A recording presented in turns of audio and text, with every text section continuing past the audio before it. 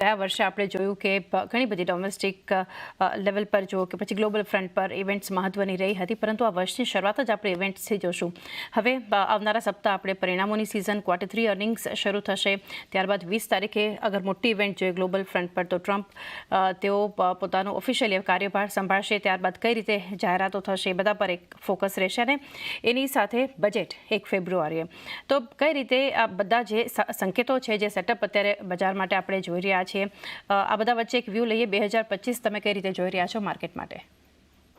ઘણો આભાર ચાંદની આપનો. આપ સૌને પ્રણામ અને શુભ પ્રભાત. CNBC બજારના દર્શકોને, તમને અને CNBC બજારની ટીમને અમારી કંપની જીઓજેત અને અમારી તરફથી નવ વર્ષની અનેક શુભકામનાઓ.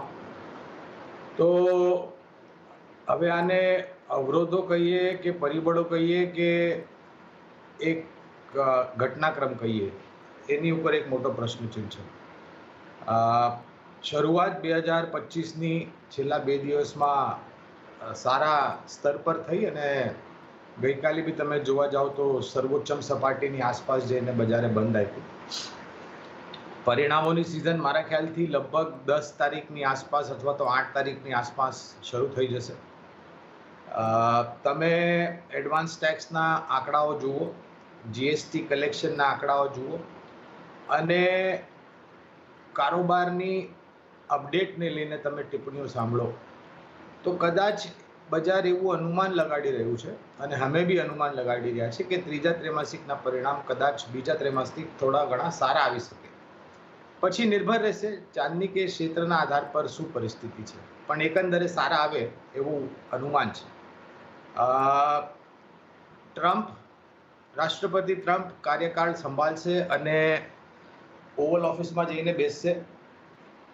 રાષ્ટ્રપતિ ચૂંટણી વખતે જે રીતના એમણે ટિપ્પણીઓ કરેલી, અમેરિકામાં ટેક્સની કાપણીને કરીને અને ટેરિફમાં વધારોને લઈને, હવે જો એ પરિસ્થિતિ ઉપર નિર્ણાયક તરીકે કોઈ નીતિઓ લાગુ કરે અને અમલમાં મૂકવામાં આવે, તો જે વ્યાજ દરોની કાપણીની ગતિ છે અમેરિકામાં, એમાં કદાચ થોડા ઘણા અવરોધો ઊભા થઈ શકે, કારણ કે આ મોંઘવારીને એટલે કે ઇન્ફ્લેશનને વધારો આપશે.